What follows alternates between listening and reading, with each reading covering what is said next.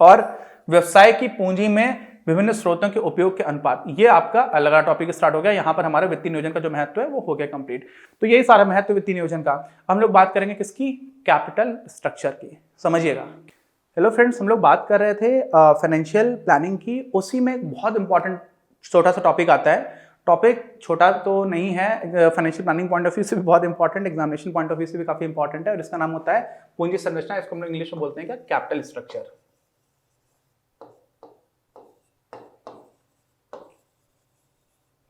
Capital मतलब पूंजी, structure मतलब संरचना। क्या मतलब होता है? देखो, पैसा आपको चाहिए होता है। अब पैसे के जो है उसको हमने सब मिला करके पूंजी बोल दिया। उसमें अलग अलग तरह के स्रोत होते हैं, अलग अलग सोर्सेस से आप पैसे ला सकते हो। तो किस सोर्स से कितना पैसे लेकर के आ रहे हो, उनके अनुपात को ही हम लोग क्या बोल देते हैं? अपना क्या बोल देते हैं? Capital structure. ठीक है। तो एक तरीका क्या होता है, कैसे कैसे निकाला जा सकता है? तो देखो, नॉर्मली क्या होता है यार, या तो मालिक खुद का पैसा लगाएगा जो भी व्यवसाय चला रहा है। ठीक है। अब मालिक कंपनी तो उसमें बहुत सारे मालिक हो सकते हैं, बहुत सारे शेयर होल्डर्स हो सकते हैं। तो उन सबका पैसा मिला लो। उस सबके पैसों को मिलाकर हम लोग कभी कभी बोल देते हैं क्या? इक्विटी। वास्तव में उसका जो पूरा फुल फॉर्म रहता है वो होता है ओनर्स इक्विटी। ओनर्स मतलब मालिक, ठीक है, इक्विटी। तो ओनर्स इक्विटी हो गया। अब ओनर्स इक्विटी जो है आपका, इसमें क्या करोगे? ओनर्स इक्विटी को हम लोग लिख देते हैं ई। क्या लिख देते हैं? ई। अच्छा, और बाकी आप कहीं से उधार लेकर के आते हो, तो आप उधार लेकर के आए डी, और आपका उधार वाला पैसा और साथ में जो आपका खुद का पैसा था ई, तो डी और ई मिलाकर के तो टोटल पैसा हो गया। तो टोटल पैसे में आपका उधार का कितना हिस्सा है, तो क्या निकालेंगे? उधार बटे उधार प्लस जो पूंजी है मालिकों की स्वामित्व लेकर के आए हैं, तो समता पूंजी प्लस उधार, इससे आप भाग दे दोगे। तो ये जो हमें अनुपात मिलता है ना, कई बार हम लोग इसी को यूज कर रहे होते हैं। कई बार इसी को अलग अलग तरह के नाम से बुलाएंगे। हम लोग फाइनेंशियल लिवरेज की भी बात करेंगे, इसकी बात करेंगे। उसको बोलते हैं वित्तीय उत्तोलक। ऐसा बस मैंने पढ़ा था, पहले कभी नहीं पढ़ा ऐसा। तो यहाँ पर आप फाइनेंशियल लिवरेज की भी बात करेंगे तो कोई समस्या की बात नहीं है ना। होता क्या है, इसी अनुपात से आप क्या समझ लेते हो ना। अब आप समझ लो, इसकी दो तीन स्थितियां हो सकती हैं। ठीक है, आप समझो। एक बार ऐसा हो रहा है, मान लीजिए कि आपके पास यही जो अनुपात है उसमें क्या हो गया आपका, इसी में मान लीजिए डी अपॉन डी प्लस ई, यही तो है। तो एक बार आ गया आपका 1/10। ठीक, इसका मतलब क्या हुआ कि आपका 1 रुपए आपने ले रखा है उधार, तो 1 रुपए आपका उधार है, ये भी तो उधार ही है, डी प्लस ई। तो यहां पर क्या हो जाएगा? 9 आ जाएगा। तो यानी कि 9 रुपए आपने खुद के लगा रखे हैं, 1 रुपए उधार लिखा हुआ है। दूसरी बार क्या केस है? ये तो पहला केस था। दूसरा केस क्या है? दूसरे केस में आपका हो गया 2/2 + 8। ठीक, तो इसमें क्या हो गया आपका? 2/10 आ रहा है, यानी कि 20% हो गया। ऐसे ही एक हो गया आपका 5/5 धन 5। मैं सिंपलिसिटी के लिए इतने आसान वो ले रहा हूं नंबर्स। ठीक, तो 5/10 हो गया। तो यहां पर ये देखो कि यहां पर 1/10 का मतलब क्या हो रहा है कि 10% हिस्सा है। 1/10 का मतलब क्या हुआ? 10% हुआ। तो 10% हिस्सा है किसका? उधार का, कुल पूंजी में। यहां पर आपको दिख रहा है कि 20% हिस्सा है। 10 में से 2 यानी कि 100 में से 20 यानी कि 20%। यहां पर क्या है कि 50% हिस्सा है। तो यहां पर उधार बहुत ज्यादा है, यहां पर उधार काफी कम है, यहां पर उससे ज्यादा है। तो कितना उधार होना चाहिए? जैसे आपको ये नंबर दिखेगा, इसकी तो कोई वैल्यू है ना। 1/2 का मतलब क्या? 1/10 का मतलब क्या हुआ? 10%। तो आपको सीधे सीधे दिख गया कि ये जो अनुपात है वो 10% है। तो आपको एकदम से समझ आ जाएगा कि अच्छा हाँ, उधार इतना होना चाहिए। आपको ये नंबर देखते ही आपको तुरंत समझ में आ जाएगा, इसीलिए इसकी वैल्यू है। तो होता क्या है, इसी को हम लोग पढ़ेंगे। इसी से हमें समझ में आ जाता है कि पूंजी संरचना कैसी है, क्योंकि जैसे आपको ये नंबर पता चला, आपको समझ आएगा कितना उधार है, कितना आपका खुद का पैसा लगा हुआ है। ठीक, अच्छा, क्या हुआ? स्वामित्व के आधार पर व्यावसायिक वित्त के स्रोतों को मोटे तौर पर 2 वर्गों में विभाजित किया जा सकता है। स्वामिगत निधि, जिसको हम लोग बोलते हैं क्या? Owners equity. क्या बोलते हैं? ओनर्स इक्विटी या ओनर्स फंड्स। उसमें समता पूंजी आ जाती है। ठीक है, इक्विटी शेयर कैपिटल, ऐसे प्रेफरेंस शेयर कैपिटल भी आ जाती है। पूर्वाधिकार अंश, जिसको हम लोग इंग्लिश हिंदी में बोलते हैं, प्रेफरेंस शेयर्स को बोलते हैं। और तीसरा होता है संचय, जिसमें हम लोग सरप्लस एंड रिजर्व्स की बात कर लेते हैं। क्या करते हैं? संचय एवं आधिक्य। तो इसी को हम लोग क्या बोल देते हैं? रिजर्व्स एंड सरप्लसेस और रिटेन्ड अर्निंग्स। रिटेन्ड अर्निंग्स समझ रहे हैं क्या होता है? कोई बिजनेस से प्रॉफिट कमा रहा है, प्रॉफिट कमाने के बाद उसने प्रॉफिट किसी को बांटा नहीं, या बांट भी दिया लेकिन उसके बाद भी हिस्सा बचा, तो जो हिस्सा कहीं पर बांटा नहीं उसने रिटेन करके रख लिया, अपने पास रख लिया, उसी को क्या बोल देते हैं? Retained earnings. और एक्यूमुलेटेड रिटेन्ड अर्निंग्स, कई बार कई सालों का आपकी रिटेन्ड अर्निंग्स होती चलेंगी, उसको मिलाकर के क्या बोल देते हैं? उसको रिटेन्ड अर्निंग्स भी बोल सकते हैं। कभी कभी हम लोग उसको रिजर्व्स एंड सरप्लसेस भी बोल देते हैं। क्या बोल देते हैं? रिजर्व्स एंड सरप्लसेस, जो आपका आधिक्य हो गया था। तो ये जो तीनों तरह की चीजें हैं, इक्विटी शेयर कैपिटल वो भी मालिक लोग लगाएंगे, प्रेफरेंस शेयर कैपिटल वो भी मालिक लोग लगा रहे हैं, और रिजर्व्स में जो पैसा पड़ा हुआ है वो भी तो मालिकों का ही है। मालिकों का मतलब जो भी कंपनी के मालिक है।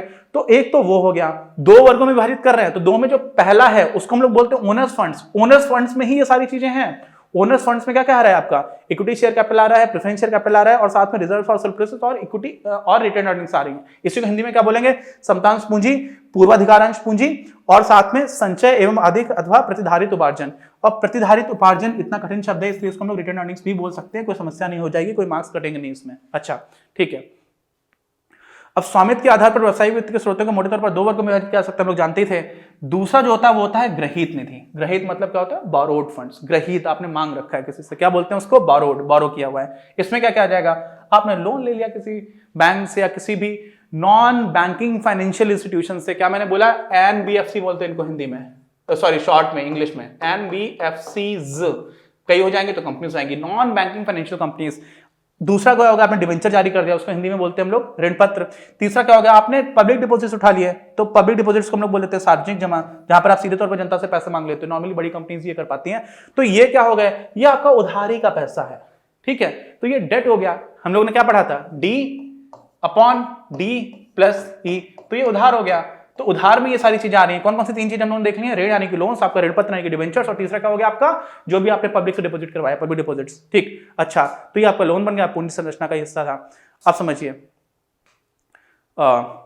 ऋण इक्विटी अनुपात के रूप में पूंजी संरचना को समझा जा सकता है, जो आपको पहले बता चुका हूं, ऋण डेट बटे इक्विटी। आप कहोगे ये आपने क्या कर दिया, देखो मैंने आपको बताया था डी अपॉन डी प्लस ई, ये बताया था। यहां तो लिखा हुआ है डी अपॉन ई, डेट अपॉन इक्विटी। कोई अंतर की बात नहीं है, अंतर छोटा सा है, कॉन्सेप्चुअल लेवल पर कोई ऐसा अंतर नहीं है। इस वाले केस में मैंने आपको उदाहरण दिया था 1/1 + 9, ठीक। अगर 1/1 + 9 का मतलब क्या हुआ कि डेट आपका 1 है और 9 आपकी इक्विटी है, उसी को अगर आप यहां पर निकालोगे तो क्या आ जाएगा, 1/9 आ जाएगा। ऊपर आपका क्या निकल करके आ रहा है, 1/10 आ रहा है। तो कुल में आपका 10% है, लेकिन अगर आप इक्विटी से तुलना कर रहे हो तो वो उसका 1/9 हिस्सा है। तो ये आपको कुछ 11.11% ऐसा करके कुछ आ जाएगा, ठीक है। तो यहां पर परसेंटेज थोड़ा बढ़ रहा है, लेकिन अब आप कुल पूंजी में डेट का हिस्सा नहीं देख रहे हो, आप ऋण का इक्विटी से जो अनुपात है उसको देख रहे हो। तो ऐसे भी देखा जा सकता है, ठीक है। लेकिन आमतौर पर हम लोग उस चीज को फॉलो कर रहे होते हैं, इसलिए मैंने वो बताया, ये भी यूज करोगे थोड़ा अलग है। तो आपने यहां पर क्या किया है, सीधा सीधा ऋण इक्विटी अनुपात लगा दिया।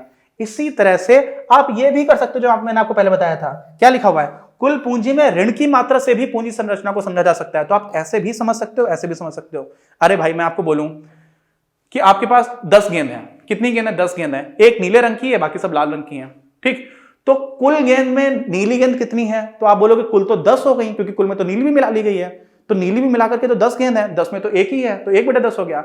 अब मैं दूसरी तरह से बोलूं कि यार ये बताओ, एक तो नीली गेंद है, 9 आपके पास लाल गेंद है, तो लाल गेंदों की तुलना में नीली गेंद और लाल गेंद का अनुपात क्या है, तो आप बोलोगे एक ही नीली है और 9 लाल है, तो आप 1/9 कर दोगे। लेकिन कुल पूछूंगा तो आप 1/10 कर दोगे, वही चीज है, एग्जैक्टली वही चीज है। तो आप दोनों चीजों से जो कंपोजिशन है वो समझ जाओगे, ठीक है। अच्छा अब यहीं पे समझो, यहीं पे समझो, यहां पर 1/1 + 9 लिखा हुआ था, इसी की जगह समझ लो आप 2/2 + 18 लिखा हो। इसका मतलब क्या हुआ, इसका मतलब ये हुआ कि इस बार 20 गेंद है, टोटल गेंद कितनी होगी, 2 + 18 20 गेंद हो गई। अब 20 गेंद में 2 नीली हैं और 18 लाल गेंद हैं, और ऊपर आपके पास नीली गेंद का अनुपात पूछा गया, तो नीली तो 2 ही रही, लेकिन नीचे 20 हो गई, तो अनुपात यहां पर भी निकल करके आ रहा है आपका 1/10, ठीक है, 10%। तो यहां पर कितनी गेंदें हैं वास्तव में आप ये नहीं बता सकते, उन गेंदों का आपस में अनुपात कितना है ये बता पा रहे हो, ठीक है। अगर आपको सीधे सीधे नंबर दिया जाए, आप ये मत समझना, अगर आपको 1/10 लिखा हुआ तो आप ये मत सोचो कि हमेशा एक ही गेंद होगी, हो सकता है कि 2 हो तो दूसरी वाली 18 हो जाएंगी, ठीक है। तो हमें अनुपात से वो रेशियो समझ में आएगा, उनका आपस में अनुपात समझ में आएगा, हमें एक्जैक्टली नंबर नहीं समझ में आएगा। और इन दोनों ही तरह से हम क्या समझ सकते हैं, जो हमारा स्ट्रक्चर है किसका, कॉस्ट कैपिटल स्ट्रक्चर है, पूंजी का जो संरचना है उसको समझ सकते हैं, ठीक। तो ये सारी चीजें आपको अच्छे से समझ में आनी चाहिए। अब क्या होगा, फर्म के दृष्टिकोण से ऋण और इक्विटी दोनों की लागत तथा जोखिम में काफी अंतर होता है। आप ये सोचो, अभी तक कुछ लोगों ने शायद सोच लिया होगा, जिन्होंने सोचा बहुत अच्छी बात है, उनको ये समझ में आना चाहिए, क्या समझ में आना चाहिए कि भाई हम लोग डेट की बात कर रहे हैं और हम लोग किसकी बात कर रहे हैं, इक्विटी की बात कर रहे हैं, है ना। तो ये डेट हो गया, इक्विटी हो गया, ऋण हो गया और हमारी ये इक्विटी हो गई। इसको समता लिखा हुआ है किताब में, नहीं लिखना चाहिए, मैं हाथ जोड़ता हूं। समता का मतलब ये नहीं होता, समता हम लोग पॉलिटिकल साइंस में जब इक्विटी पढ़ रहे होते हैं, समानता तब की बात रहती है। इक्विटी शेयर्स अलग है कि समता अंश पूंजी है, वहां पे हर शेयर एकदम एक दूसरे के बराबर है, आइडेंटिकल मानते हैं, तो उसको समता बोलते हैं। यहाँ पे समता लिखा हुआ है अपनी किताब में, उसको मैंने हटा दिया है। तो क्या हुआ है, D/E, इसका मतलब क्या हुआ, क्यों हमें तो भाई मान लीजिए किसी को व्यवसाय को चलाने के लिए आपको 100 रुपए लेकर के आने हैं, अब मैं 100 रुपए में 10 रुपए डेट से लेकर के आऊं और 90 रुपए इक्विटी से लेकर के आऊं, तो क्या हो जाएगा, तो ये अनुपात आपको कितना हो जाएगा, जो D/D+C वाला अगर अनुपात है, इसको अगर ऐसे करके देख लें तो ये कितना हो जाएगा, तो 1/10 हो जाएगा। और इसी की जगह उल्टा कर दूं, डेट आपका 9 हो और इक्विटी आपका 1 हो, तो ये अनुपात कितना हो जाएगा, ये अनुपात हो जाएगा आपका 9/10। समझ रहे हैं कैसे, तो आपका डेट हो गया 9, तो ये 9 + 1 कर दोगे उस वाले केस में, तो ये 1/10 जब है और जब ये 9/10 है, आपको समझ में आ रही है बात, 1/10 और 9/10 में क्या अंतर है। हमें तो भैया 100 रुपए चाहिए थे या 10 रुपए चाहिए थे, मान लो इस वाले केस में 10 रुपए चाहिए, तो दोनों में D+E तो मिलाकर के 10 ही हो रहा है, नीचे 10 यहां पर भी है, नीचे 10 यहां पर भी है, तो कौन सा फर्क, मतलब पहाड़ गिरा जा रहा है, क्या ऐसा अंतर क्या है, तो अंतर यह है कि इन दोनों सोर्सेस में अंतर होता है। कंपनी के लिए कोई एक सोर्स ऐसा है जिनमें सस्ता होता है आमतौर पर, तो जो सस्ता है वही लेना चाहिए हमेशा, है ना। आप समझ, जो कोई चीज आपको सस्ती मिल रही है, पैसा आपको लेकर के आना, तो जो सस्ता पैसा मिले वही लेना चाहिए, नहीं। लेकिन जो सस्ता होता है ना, उसमें जोखिम भी ज्यादा होता है। जोखिम किस चीज का ज्यादा होता है, कंपनी डिफॉल्ट कर सकती है। डिफॉल्ट करना समझ रहे होते हैं कि आपको जो पैसे चुकाने थे आप चुका नहीं पाए, तो वहां पर कंपनी के बंद होने की नौबत आ सकती है। तो जो सस्ता है वहां पर दूसरी तरह का खतरा है, तो वही चीज को समझना चाहिए। इसीलिए कितना डेट आना चाहिए, कितनी इक्विटी आना चाहिए, यह समझना बहुत जरूरी होता है। ठीक है, तो क्या क्या हो जाता है आपका, लागत और जोखिम, इनमें अंतर होता है। वास्तव में जो ऋण होती है उसकी लागत कम होती है लेकिन जोखिम ज्यादा होता है। क्या होता है, लागत कम जोखिम ज्यादा ऋण में, और जो आपकी इक्विटी होती है उसमें उल्टा होता है, उसमें लागत तो आपकी काफी ज्यादा आती है लेकिन आपका जोखिम लगभग होता ही नहीं है। इक्विटी शेयर कैपिटल में मालिक लोगों ने पैसा लगाया, कंपनी बर्बाद हो गई, मालिकों को कुछ देने की जरूरत नहीं है। लेकिन आपको किसी बैंक ने पैसा दिया हुआ है और आप नहीं दे पा रहे हो, तो वो आपकी कंपनी का सामान बिकवा देगी, समझ रहे हो ना। तो ये चीज होती है। तो यहां पर आपको समझ आना चाहिए कि जो चीज सस्ती है उसमें खतरा भी है ना। तो ऐसा भी नहीं कि आप बिल्कुल ही खतरा ना लो, आप सिर्फ और सिर्फ मालिक का ही पैसा लगाओ, तो आपको पता चला यार यहाँ से तो बहुत पैसा महंगा आ रहा है और हमें तो बैंक काफी सस्ते में ब्याज दे सकती है, लोन पे पैसा दे सकती है, हमें काफी कम ब्याज देना पड़ेगा। तो वो ब्याज कब कैसे दिया जाएगा उसके लिए हम कुछ उदाहरण देखेंगे और उसी को हम लोग एक नई चीज सीखेंगे, उसको हम लोग क्या बोलते हैं, ट्रेड ऑन इक्विटी। क्या सीखते हैं, ट्रेड ऑन इक्विटी। उसको हिंदी में लिखते हैं इक्विटी पर व्यापार, समता पर व्यापार लिखा हुआ किताब में, हाथ जोड़ लेता हूं। वैसा ट्रांसलेशन देखो हुआ क्या है ना, अपनी भाषा हिंदी है, मुझे तो बहुत अच्छी लगती है हिंदी, और हिंदी में मैं पढ़ाई भी कर रहा हूं, आप लोगों को पढ़ा भी रहा हूं हिंदी में। लेकिन जो फाइनेंस है ना, इसका बहुत ज्यादा डेवलपमेंट वेस्टर्न कंट्रीज में हुआ है, अमेरिका है, वेस्टर्न यूरोप है। अब उन कंट्रीज में बहुत सारे ऐसे टर्म्स थे जो वहां पर चलना स्टार्ट हुए, उसको हम लोगों ने जबरदस्ती हिंदी में ट्रांसलेट करने की कोशिश की, और उन ट्रांसलेशंस में कई बार वो अर्थ खो जाता है, वो उतना स्पष्टता से नहीं दिख रहा होता। और साथ ही में जितना स्पष्टता से दिख सकता है, दुर्भाग्यवश हमारी जो पाठ्य पुस्तक है एनसीईआरटी की, उसमें बहुत ही गंदा ट्रांसलेशन है। तो हिंदी माध्यमिक विद्यार्थियों के लिए एक अलग तरीके से समस्या जाती है कि पहले से कुछ गलत लिखा हुआ है तो हमें समझ में नहीं आ रहा होता है। ठीक है, इसलिए यहाँ पर इंग्लिश को भी थोड़ा थोड़ा सीखते चलेंगे। इसी को हम लोग हिंदी में क्या इंग्लिश में बोल देते हैं, कॉस्ट एंड रिस्क अलग अलग होता है। तो कितना क्या होना चाहिए इसको हम लोग समझेंगे, आगे एग्जांपल आएगा। जो बेसिक चीज थी वो हम लोगों ने यहाँ पर समझ ली है ना, इसी यही वाला पॉइंट है, इसको एम्फसाइज कर लीजिए। इक्विटी की अपेक्षा जो ऋण है उसकी लागत कम होती है, क्योंकि अच्छा कम होती क्यों होती है समझो।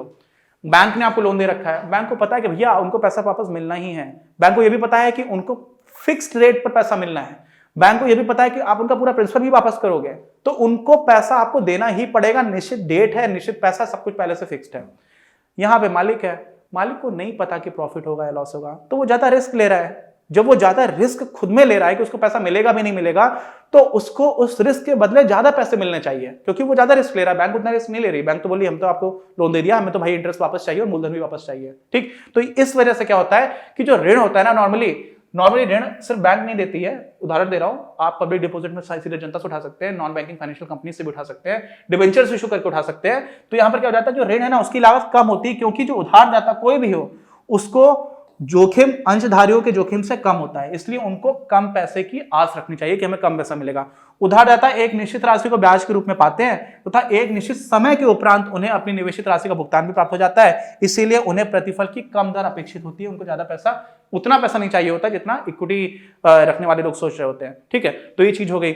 ऋणों पर भुगतान किया गया ब्याज अच्छा, अब ये सारी चीजें आती हैं, हम लोग अगले जो अपना अगला वीडियो आएगा उसमें इसकी बात करेंगे। यहीं पर इसको रोकते हैं कि हमें समझ में आएगा डेट और इक्विटी का क्या रेशियो होता है, उससे हम लोग पूंजी संरचना कहते हैं। लेकिन पूंजी संरचना कैसी होनी चाहिए, ये किन किन फैक्टर से डिसाइड होगा, इसकी बात हम लोग करेंगे अपने अगले वीडियो में आगे, जिससे कि वो सारी चीजें हमें और स्पष्टता से समझ में आए। इस वीडियो के प्रायोजक हैं आप, और अगर आप ऐसे ही और वीडियोस बनाने में हमारी मदद करना चाहते हैं तो पैट्रियन पर जाकर या फिर स्क्रीन पर दिए गए QR कोड को स्कैन कर अपना योगदान जरूर दें।